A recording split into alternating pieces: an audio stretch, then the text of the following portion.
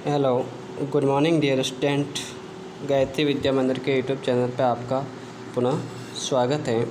आज अपन क्लास 9 के विषय विज्ञान चैप्टर नंबर 9 बल एवं गति के नियम के जो अभ्यास प्रश्न कर रहे थे उसके वीडियो लेक्चर नंबर 3 के साथ में अपन ने 10 क्वेश्चन कर दिए थे। आज अपना 11वां क्वेश्चन ये है कि दो वस्तुएं प्रत्येक का द्रव्यमान कितना है 1.5 किलोग्राम, एक ही दिशा में या एक ही सीधी रेखा में एक दूसरे के विपरीत गति कर रही है। ठीक है, एक इस साइड से आ रही है, दूसरी इस साइड से। ये दो वस्तुओं का क्या है, द्रव्यमान समान है। टकराने से पहले प्रत्येक का वेग 2.5 मीटर प्रति सेकंड है। तो टकराने के बाद दोनों एक दूसरे से जुड़ जाती है, तब उसका सम्मिलित वेग क्या होगा। ये देखा जाए तो अपने पास देखें, ये क्वेश्चन संवेग संरक्षण के नियम पर आधारित है। संवेग संरक्षण नियम क्या कहता है कि क्रिया होने से पहले तथा क्रिया होने के पश्चात का संवेग नियत रहता है। तो अपन कह सकते हैं पहले दोनों का वेग मान लेते हैं m1u1 प्लस m2 u2 बराबर देखें m1 प्लस m2 दोनों जुड़ जाएंगे और उसका वेग v ज्ञात करना है।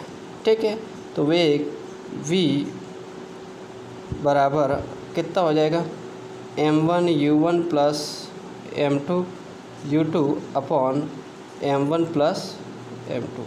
m1 इंटू u1 देखें, u1 अपने पास 2.5 मीटर प्रति सेकंड है, तो u2 कितना होगा, u2 हो जाएगा विपरीत दिशा में अर्थात माइनस का, क्योंकि वेग कैसी राशि है, सदिश राशि है। ठीक है, तो उसको दिशा के साथ में भी तो देखा जाए तो यहाँ पे मान रखें v = m1 का मान 1.5 इंटू 2.5 प्लस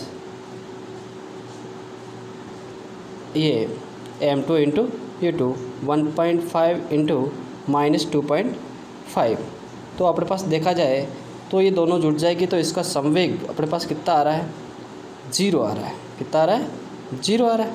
तो अपने पास कहेंगे ऊपर वाले वैल्यू 0, तो बाद वाला वेग भी कितना हो जाएगा, 0, अर्थात टकराने के पश्चात कुल संवेग 0, अर्थात वो वस्तु है वो रुक जाएगी। क्या हो जाएगी, दोनों वस्तुओं का सम्मिलित वेग कितना आया, 0 मीटर प्रति सेकंड। क्यों आया, क्योंकि टक्कर से पूर्व दोनों वस्तुओं का संवेग क्या था, योग 0 था। ठीक है, अब देखें अपने पास इक्वेशन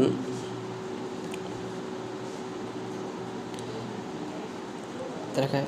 गति के तृतीय नियम के अनुसार जब हमें किसी वस्तु को धक्का देते हैं तो वस्तु उतने ही बल के साथ हमें विपरीत दिशा में धक्का देती है।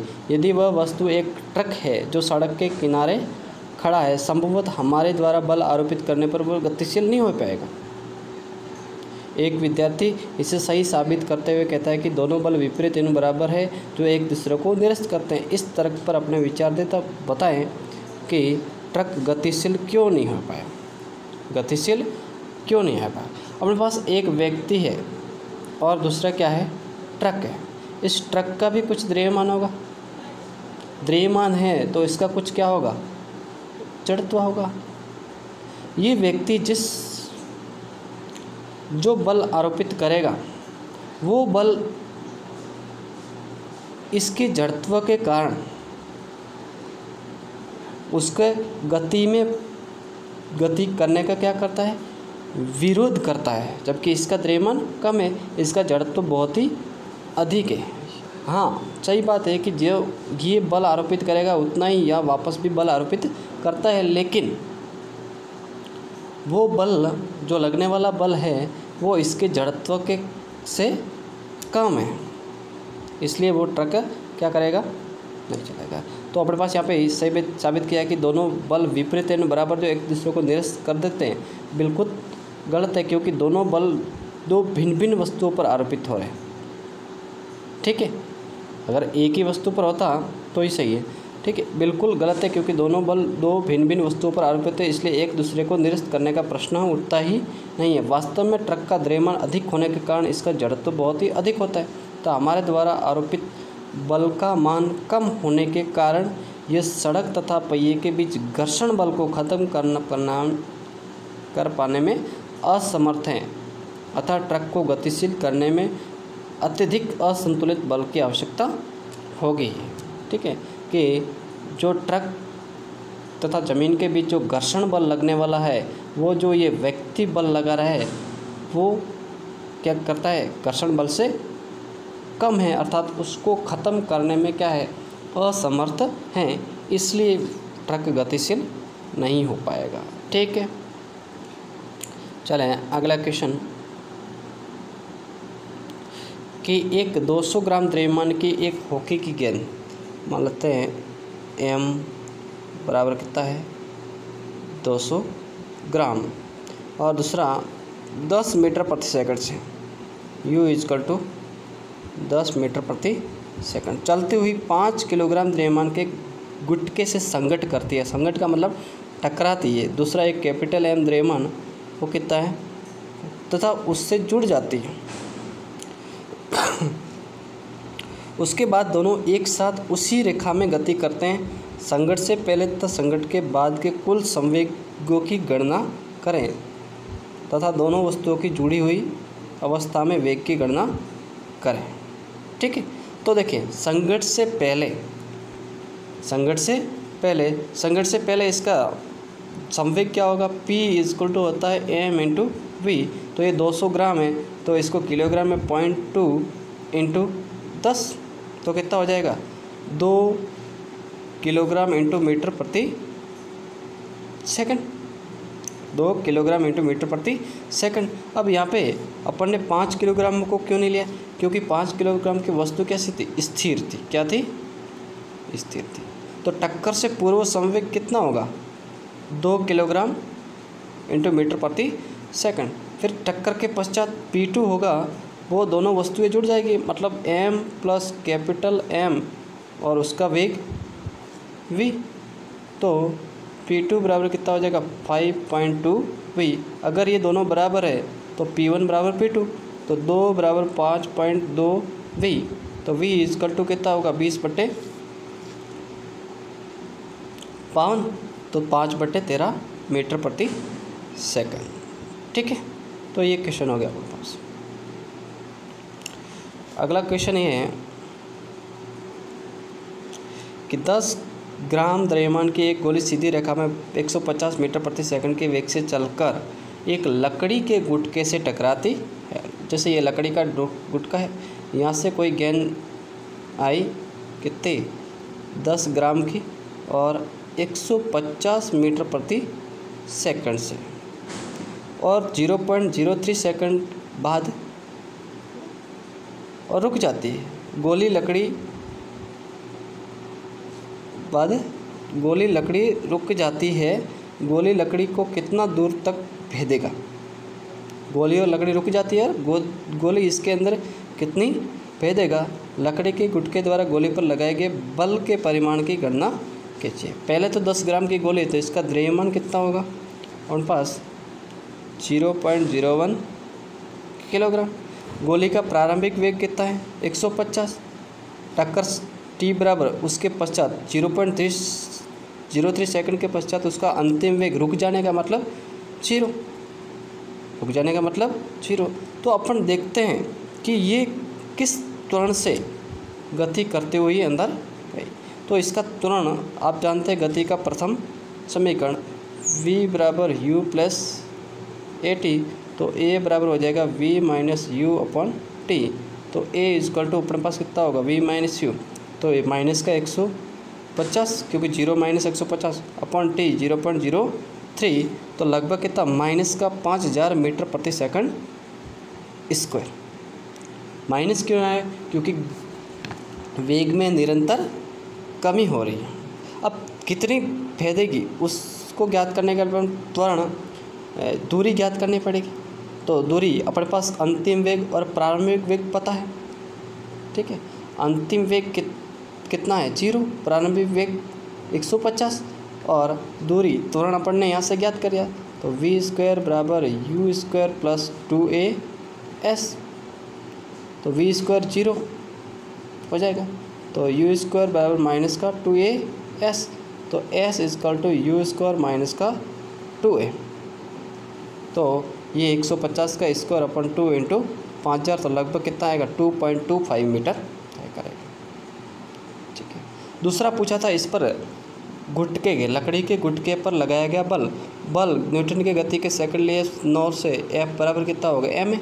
तो एफ बराबर 10/1000 इंटू कितना हो जाएगा 5000, 1000 इंटू 5000 तो कितना बल लगाएगा 50 न्यूटन।